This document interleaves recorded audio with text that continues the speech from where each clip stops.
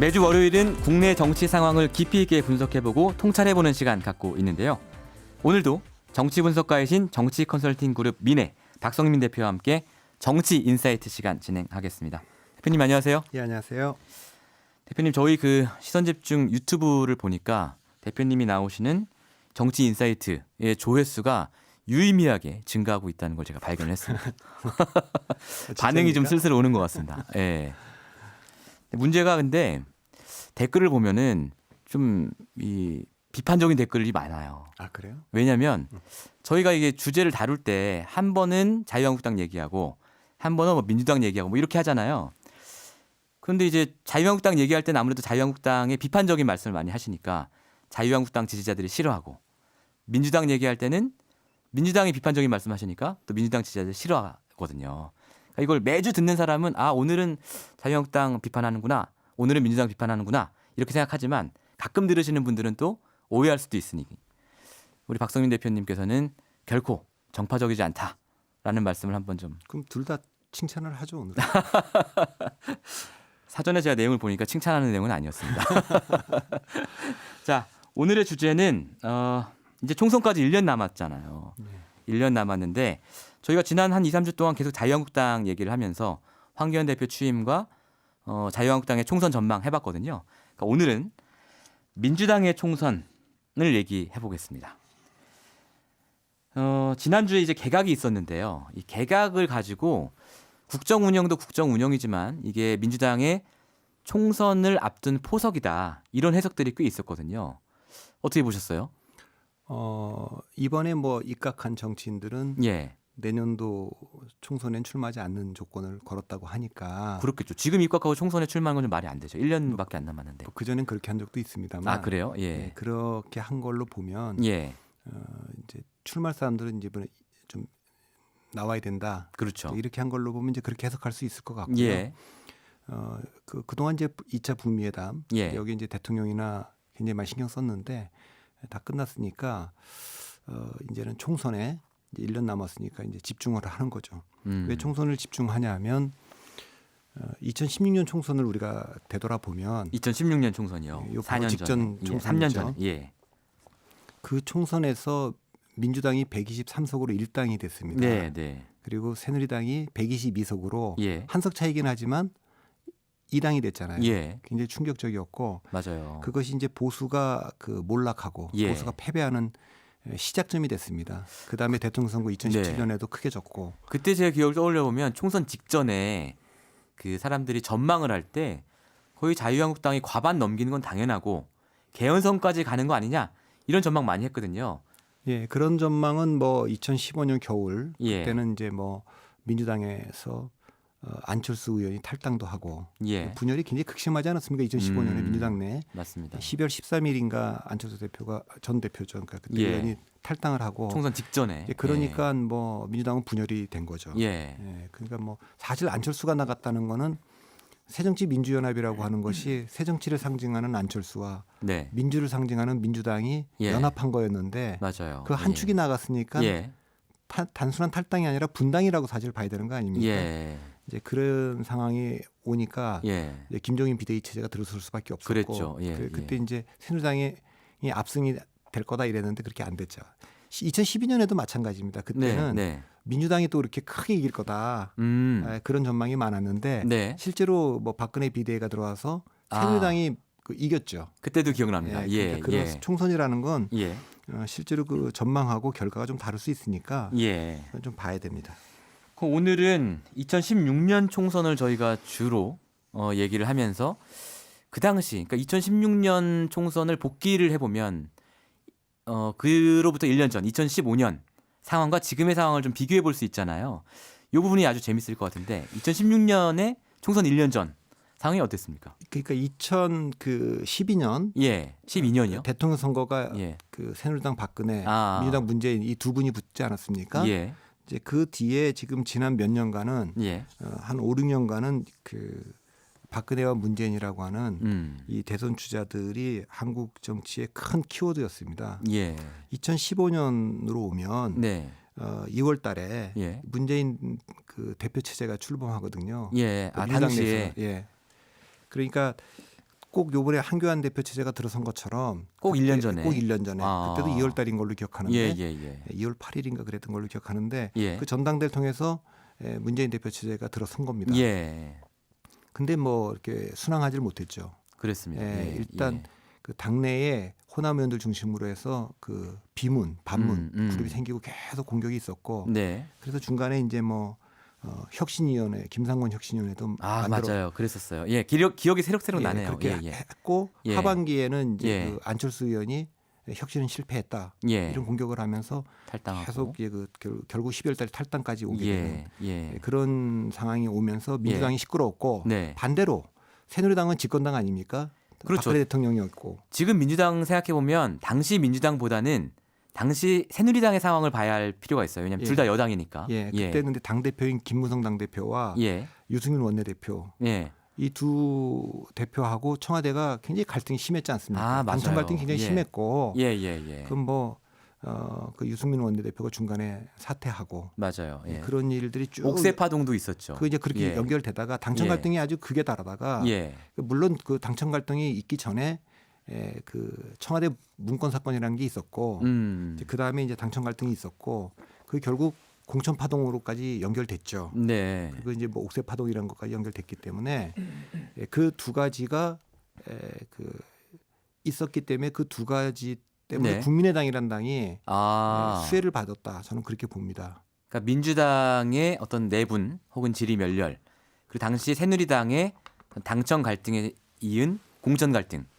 이 두 가지가 당시 국민의당을 키웠다. 안철수 의원이 탈당하고 호남 의원들이 많이 탈당하지 않았습니까? 예. 그래서 이제 국민의당이라는 게 그 탄생을 했는데 2016년 총선 바로 직전에 탄생을 했죠. 네네. 근데 이게 두 가지 바람이 강력하게 불어오면서 혜택을 입었어요. 하나는 호남에서는 네.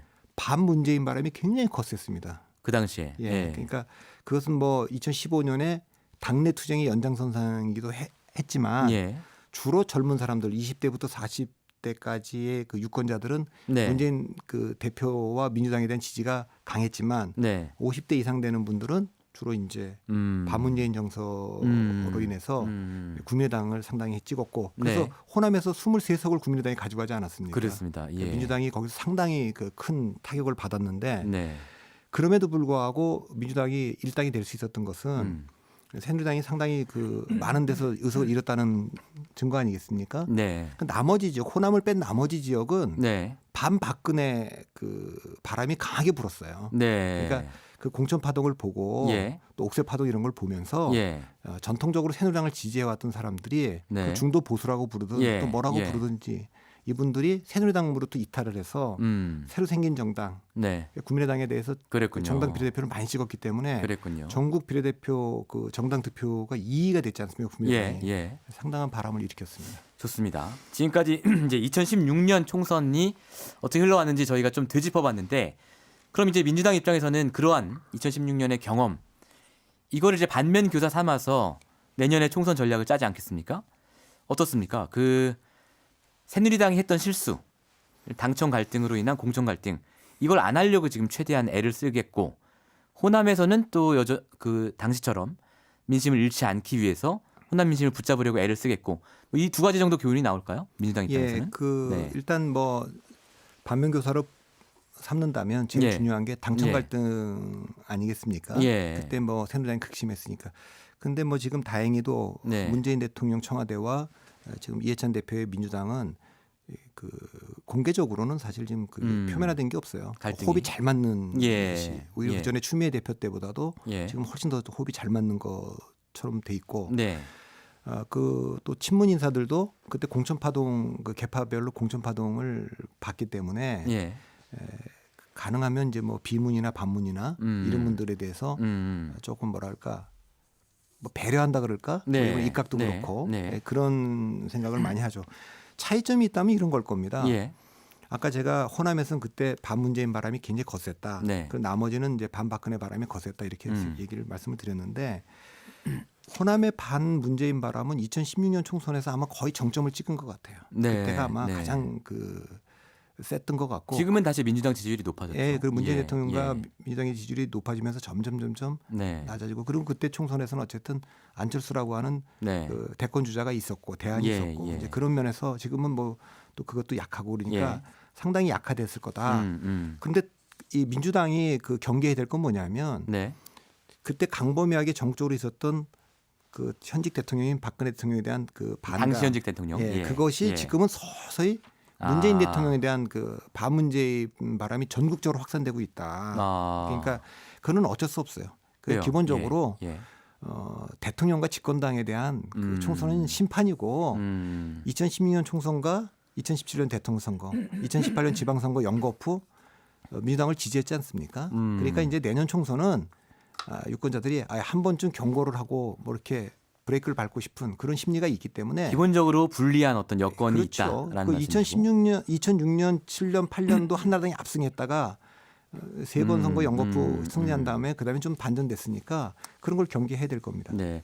그래서 지금 저희가 얘기했던 것 중에 공천 갈등 최소화라는 견지에서 보면 이 개각 소식이요.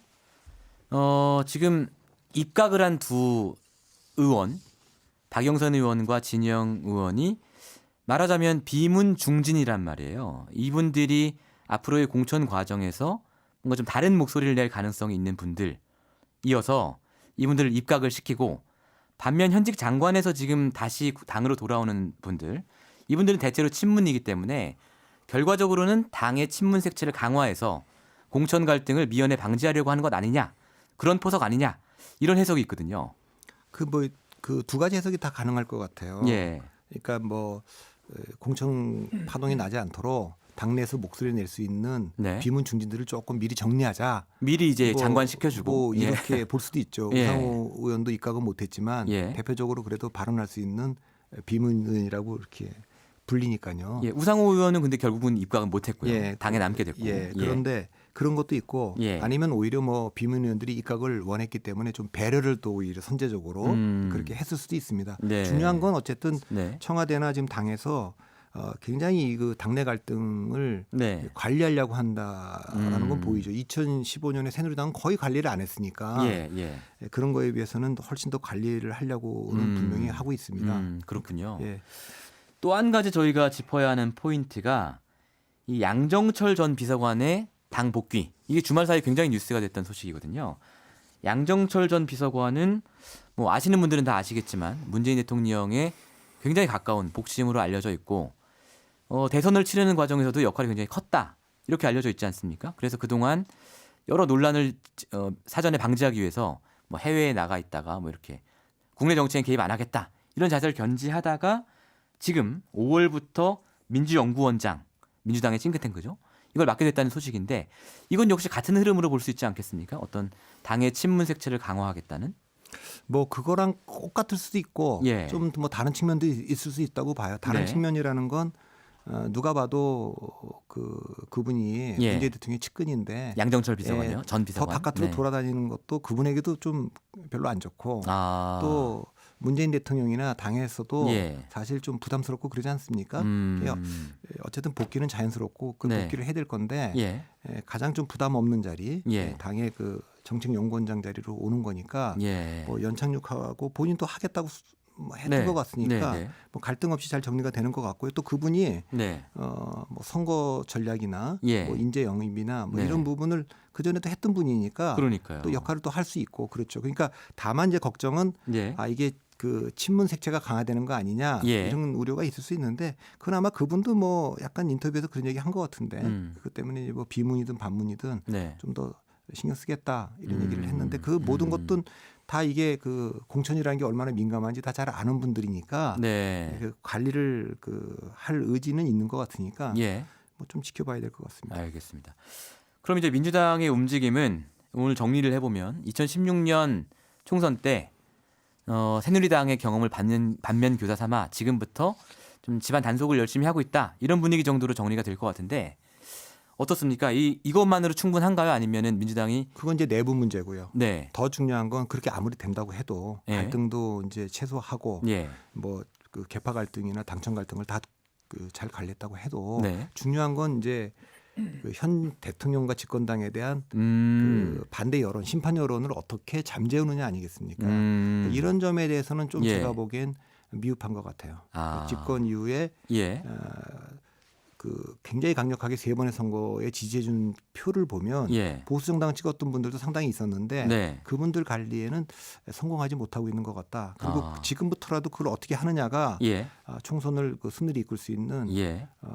방법 아닌가 그렇게 봅니다. 오늘 제가 서두에 그런 말씀을 드려서 그런지 오늘은 민주당에 대한 비판의 강도가 그렇게 높지는 않았던 것 같습니다. 오늘 말씀 잘 들었고요. 오늘 여기서 마무리하겠습니다. 감사합니다. 예, 감사합니다. 지금까지 정치인사이트 정치 컨설팅 그룹 민의 박성민 대표와 함께했습니다.